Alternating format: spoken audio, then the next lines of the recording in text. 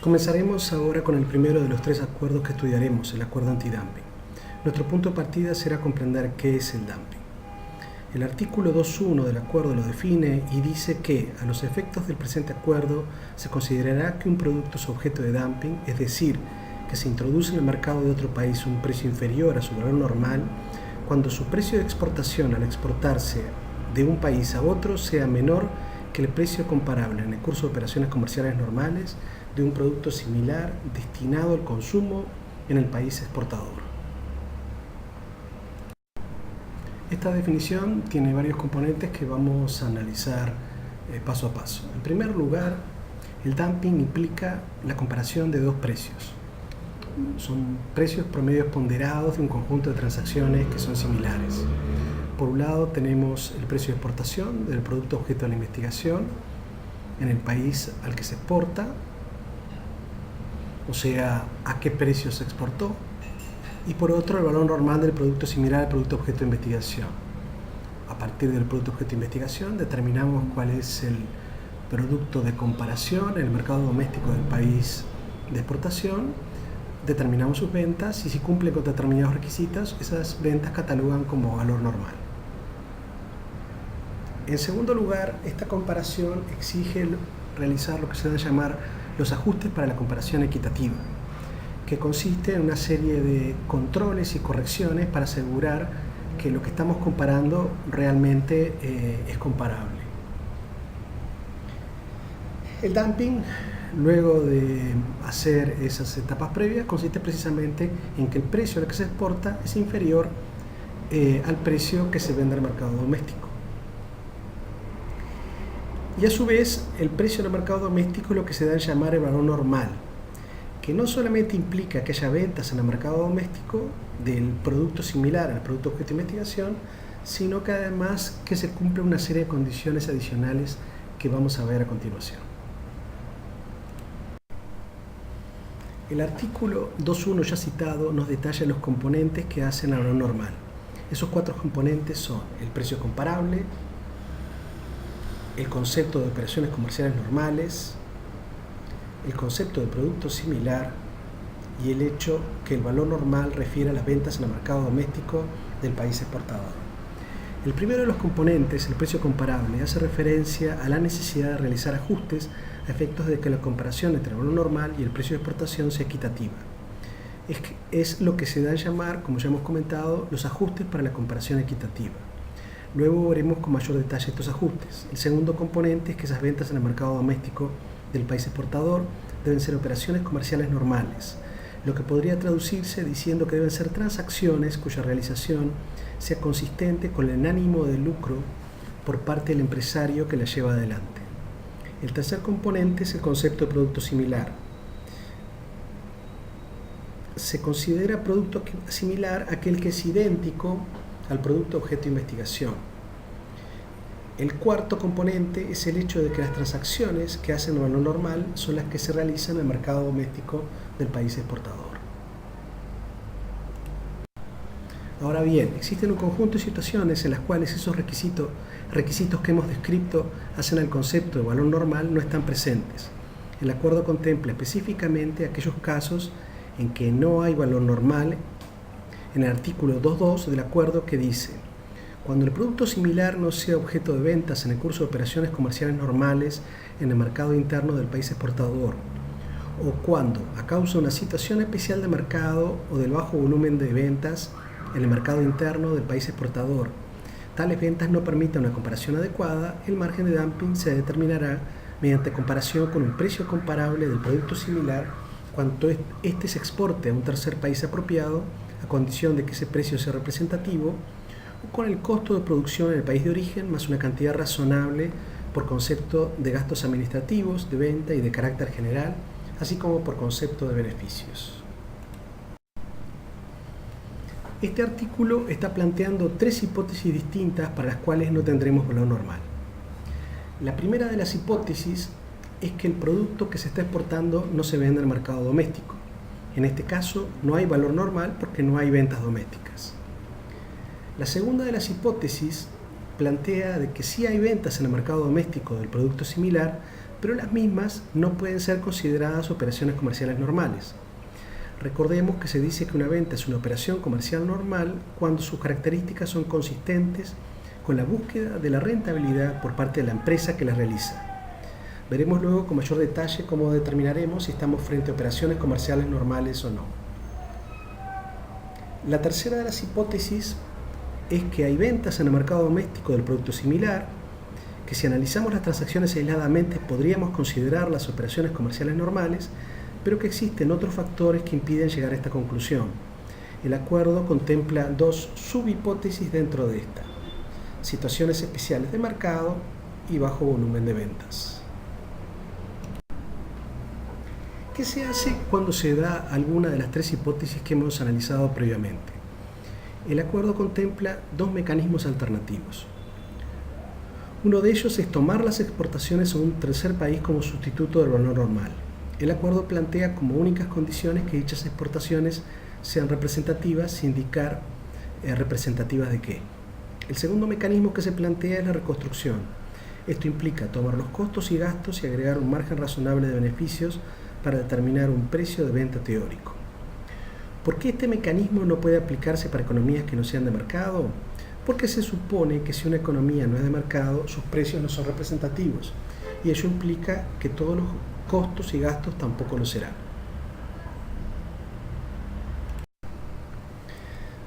Veamos ahora la segunda de las hipótesis de ausencia de valor normal, que refiere a ventas en el mercado doméstico que no son propias de operaciones comerciales normales. El acuerdo, en su artículo 221, establece cuáles son los requisitos que debe reunir una venta en el mercado doméstico para ser considerada dentro de esta hipótesis.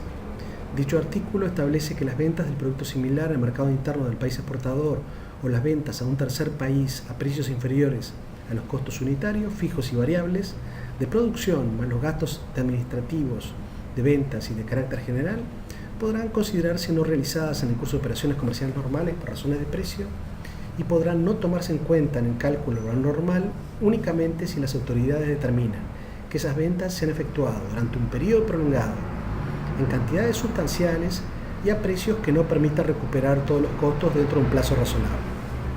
Si los precios inferiores a los costos unitarios en el momento de la venta son superiores a los costos unitarios medios ponderados correspondientes al periodo objeto de investigación, se considerará que esos precios permitan recuperar los costos dentro de un plazo razonable. Este artículo establece que deben cumplirse tres condiciones para que una venta en el mercado doméstico no se considere normal. Dichas condiciones refieren a los precios de venta asociados, a las cantidades vendidas y al periodo durante el cual se han realizado. En lo que se refiere a precios, el acuerdo establece un doble estándar en la comparación del precio de ventas con el costo asociado.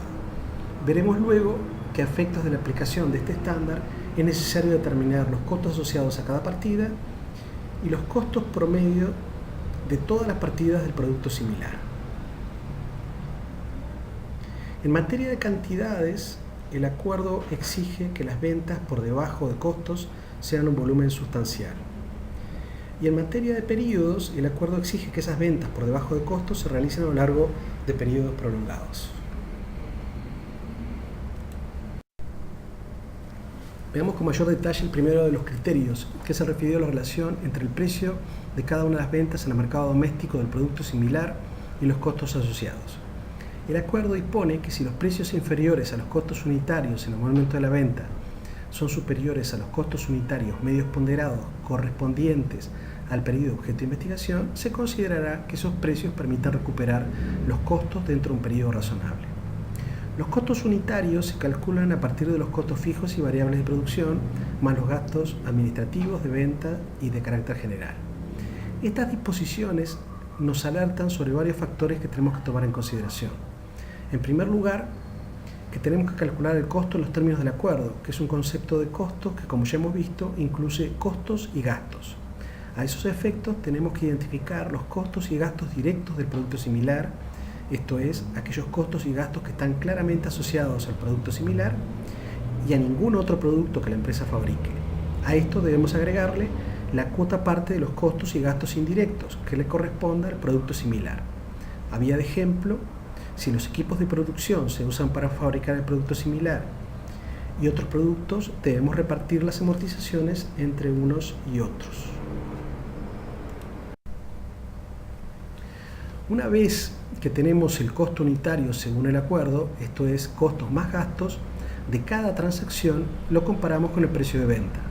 Si el costo resulta menor, estamos hablando del costo acuerdo, se asume que es una operación comercial normal. Si por el contrario, el costo en términos del acuerdo es superior al precio, no se asume automáticamente que el precio no permite recuperar los costos dentro de un periodo razonable, sino que nos impone realizar un segundo control.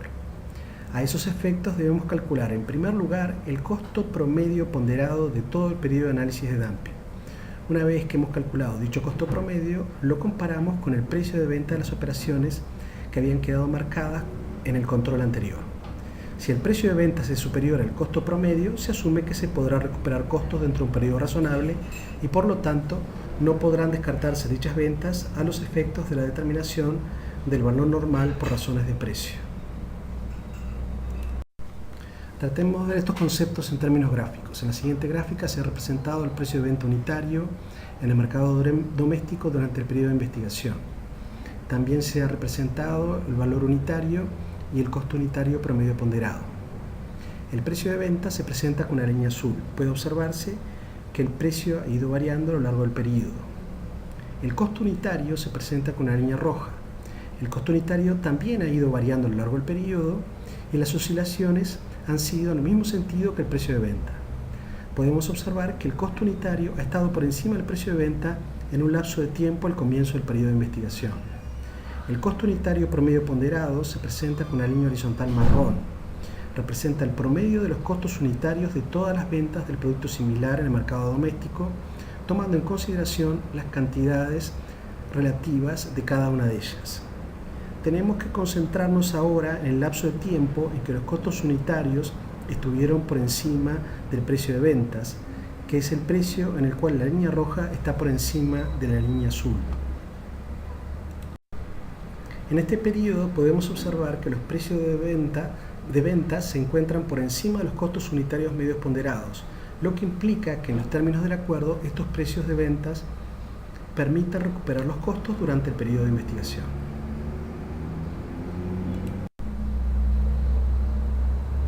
Veamos ahora un caso que nos permita aplicar estos criterios. En esta planilla se presentan las ventas en el mercado doméstico del producto similar realizadas por la empresa investigada en el periodo de análisis de dumping, que ha sido fijado en todo el año civil 2011.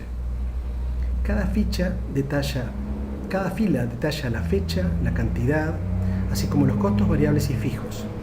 Entenderemos que el concepto de costos al que nos estamos refiriendo es el concepto de costos del acuerdo, o sea, el costo acuerdo. Esto es, que comprende tanto costos de producción como gastos. En este caso, supondremos que cada factura tiene sus propios costos fijos. Puede ser, por ejemplo, que se trate de ventas de libros y que el costo fijo sea lo que cuesta el diseño. En algunos casos, la publicación se fabrica en dos versiones, por ejemplo, económica y otra un poco más de lujo, lo que hace que los materiales empleados varíen de un tipo de ejemplar a otro, si bien el diseño es compartido por ambos ejemplares. Razón por la cual dicho costo se prorratea entre los dos tipos de publicación. En este caso se ha optado por prorratear los costos fijos proporcionalmente a los costos variables de cada tipo de ejemplar. Luego de los costos totales tenemos los costos unitarios, que surgen de dividir los costos entre las cantidades producidas de cada producto. La columna final corresponde al precio de venta unitario. Lo primero que debemos hacer, pues, es comparar el costo unitario que hemos calculado para cada producto y factura con el precio de venta. De dicha comparación surge que las operaciones que figuran marcadas, que son aquellas en que el costo unitario está por encima del precio de venta unitario, no cumplen con el primero de los criterios establecidos.